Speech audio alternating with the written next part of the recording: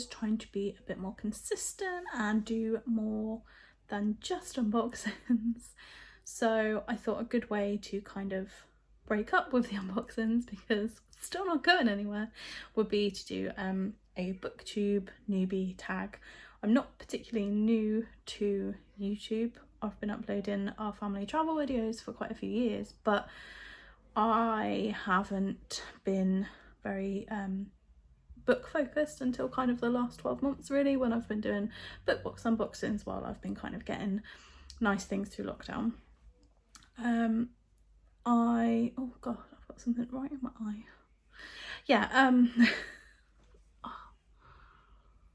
there's like a hair.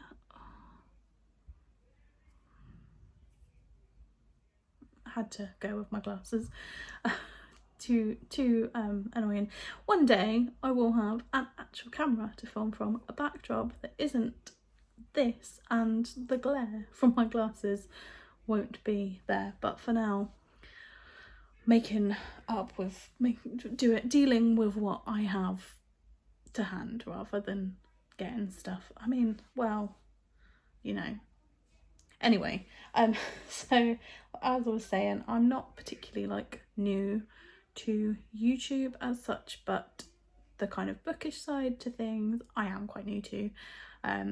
I wanted to really talk a little bit about why I've changed over to doing book stuff more than anything, and I thought the Booktube newbie tag would be a good way to do that. So I am going to read the questions from my iPad and answer here and try and look properly. Anyway, so the first question is, why did you start this channel? I originally started this channel, like I said, to kind of upload our family holiday travel videos and to kind of show people things like caravan parks and cruise holidays and those kind of like family holidays and why we find them fun. So there will always be travel content here. It won't ever be just completely books, but anything that's kind of more me talking just on my own is going to be book related, I guess. I upload the family video stuff really like for myself as kind of like memories, and then they've been helpful to people, I hope. And then I like the book stuff. It's just something I really like talking about. I like talking to other people that love books, and I felt that sometimes video is just easier to kind of get all of those thoughts and feelings across. I love writing and I love writing them down, but sometimes I just have a lot to say and it's a little bit more cohesive if I actually speak the words instead. So, question 2. What are some fun and unique things you can bring to Booktube? Oh god, I don't know. I'm old, so I don't think I'm particularly fun, but I get quite enthusiastic and animated when I'm talking about series that I really love. I really like doing unboxing. I really like kind of like bookish merch stuff. So that is kind of what I guess you can expect. It'll be very much book stuff.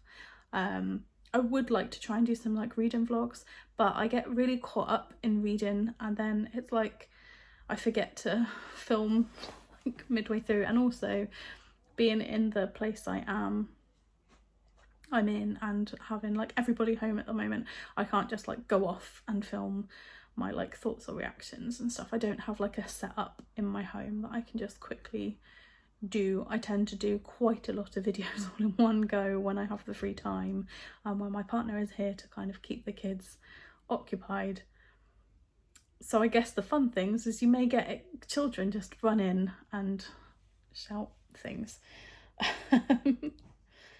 That's quite unique, I suppose, because a lot of the kind of booktubers that I watch are not necessarily, they don't have that problem of just children running in and being like, everyone's so young, I'm very old. It's quite, yeah. Anyway, number 3, what are you most excited about for this channel? I just like, I don't know really. I think that's quite a hard one to answer. I like sharing my travel stuff. That's kind of the thing that really most excites me, but I also want to kind of build my confidence, and I think that this can do that. I want to change. I'm excited about like developing skills in creating better video content. I know it's not the best right now. I know that it's kind of all over the place, but I'm learning, and hopefully I'll get better, and hopefully my video qualities will be better. And yeah, I'm just kind of looking forward to improving, I guess. But also, I would like to make new friends. As cheesy as that sounds, I'd like to find more people to talk about my favourite fandoms and my favourite books with, because I love them. And it's nice to find other people that love them as much as I do. Okay, so number 4. Why do you love reading? I've always loved reading. What reader doesn't say that though? What reader doesn't say, oh, I've read since I was a really young, small child? I've always loved reading. I don't know why. I'm very much an introvert. I like kind of my own company. I like my own time. And I guess as I was growing up reading different books and people having different adventures, it was kind of like, well, I'm not going to get this in my garden or outside my house, so I might as well read books where people are going on much better things than I'm doing. Now I guess I love it because it's kind of, for me, it's a bit of like me time for myself. My tastes have obviously changed as I've grown up a little bit, but yeah, I think it's just, I don't know, it's a nice bit of escapism. It's a nice way to relax, and I don't like, I'm not particularly outgoing. It's not even that I'm not outgoing, I don't go out very much. So just reading is how I spend the time, pass the time. Okay, so question 5. What book or series got you into reading? So the book series that I really, really loved when I was younger is one that is impossible to get now because they're out of publication. But it was a series called Tim and the Hidden People, and they were published by Sheila K. McCullough, and they were published by where my dad worked for a publisher in like the packing, and luckily he managed to get some. He got me this whole big stack of like learn to read books based on this series, this Tim and the Hidden People series, and there was like loads of so this series was Tim and the Witches, and it was like a series of like I can't remember how many. It was like A to D or A to E, I think, and each like series of like A, B, C, D had like 5 or 6 books, and that would follow like a kind of story. And it was basically this boy called Tim who found out his cat was magical and linked him to this witch who, I think her name was Melinda. She was like a good witch, and then there was like these evil witches who lived under the hill, and then there was these smugglers that would run like a smuggling trade on this barge that was like down the canals by where he lived, and he lived in this little courtyard. And then his kind of friends who lived opposite, and his best friend got they became like a little gang, and they would go and do all these kind of mysterious things together. It was a really, really good series. I loved it. I really wish I still had all of those books. There was also a series of like longer books. It was kind of like a learn to read series, so it was for sort of maybe, I don't know, like 8 or so year olds, 7 to 8 year olds kind of age, and then probably, well, maybe a little bit younger than that, because the stories weren't particularly in depth, but they were a bit there wasn't a lot of text in those kind of stories, but I loved them. And then there was like some older books for 8+, which I do have one here, and it's Tim and the Witches, I think is the one I have, and it's more about one of the other characters, a girl called Jessica, who has to go under the hill to get this that's it, Tim and the Talisman, I think it's called, The Witches and the Talisman, or something like that. It's really good. The books now, because they're out of print, out of publication, are really expensive. One day I would love to have them all, but they're just one of those things that at the moment I really can't afford to collect, but I wish I had them all.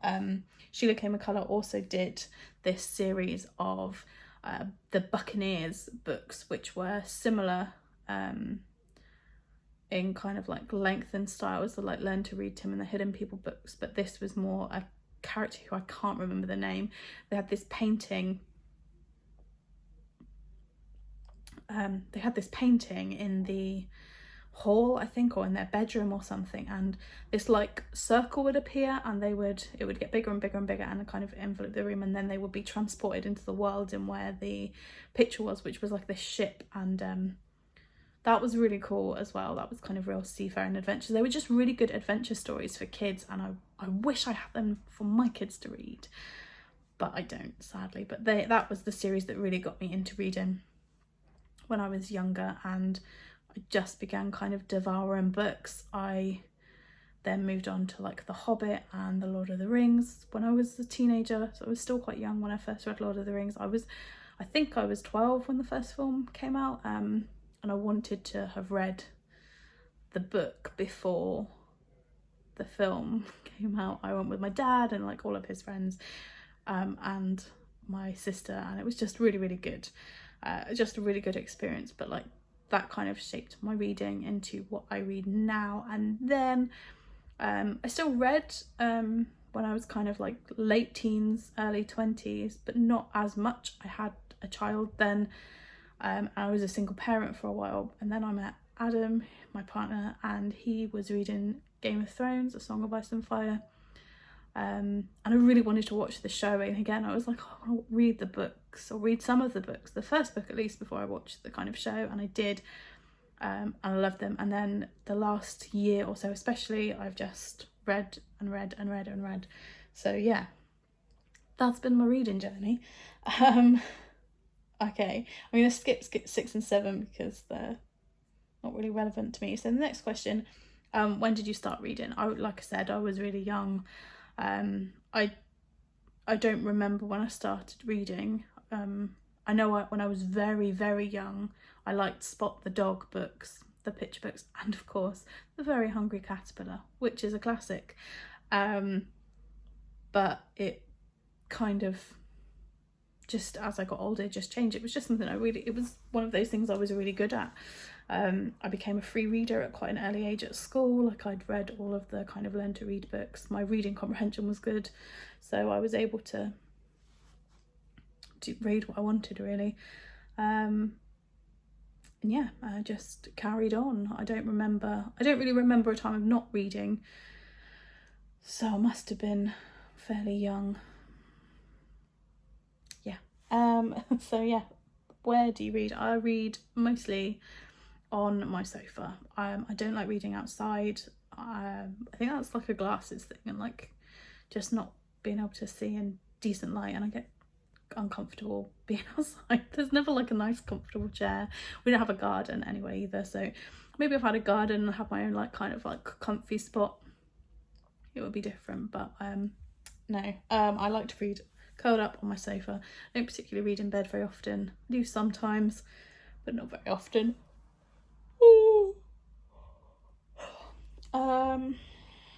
What kind of books do you like to read? What kind of books do I like to read? All sorts. My main interest is fantasy, particularly kind of supernatural fantasy with fae and angels and demons and all that kind of stuff. I do like kind of more medieval fantasy. I really like I said, A Song of Ice and Fire, and I don't know, is Lord of the Rings medieval? Not really. It's another world. Anyway, I like that kind of stuff as well. I do like quite a lot of horror books. I like some really good thrillers, and I like some romance romance, contemporary romance reads. I am not too keen on historical fiction. I'm not too keen on classics, and so I don't tend to read them, although I would like to read kind of the more gothic and obscure classics. And there are a couple that I like. I do like The Picture of Dorian Gray, but other than that, it's kind of more modern, contemporary and fantasy reads, I guess. I like new adult books quite a lot. We all know that means smutty, but you know. And then the last question, what does your book collection look like? It looks like a mess. That's what my book collection looks like. There's no order to it. There's no rhyme or reason to it. I have a book cart, which is what this is standing on, so I can't even show. I have one big bookshelf which has got non-fiction at the top, and then everything else on the other 3 shelves. And then I have a small bookcase which has got mostly books I haven't read yet and mostly hardbacks. Also have bags of books in cupboards. There are books all over this place. There's probably books under the bed. There's definitely books in that corner. My collection is a mess. I can't tell where anything is. You know, I think the dream is, isn't it, to have just like that nice one room where you can have loads of shelves and all the books are in perfect order, in like by genre and by author, and you know, I would love that. But right now we're in a very small flat and that's just not going to happen. Plus there are like other people that live here who also want space for books, so they're not even all mine. But that's a good thing. I'm glad that my partner reads, and I'm glad that my son likes reading. My daughter, not too keen on most books. She prefers graphic novels. So yeah, anyway, that was my get to know me booktube type question-y thing. What series got you into reading? Why do you like to read? I'd love to know. You can let me know in the comments below. Other than that, I will see you soon. Bye bye.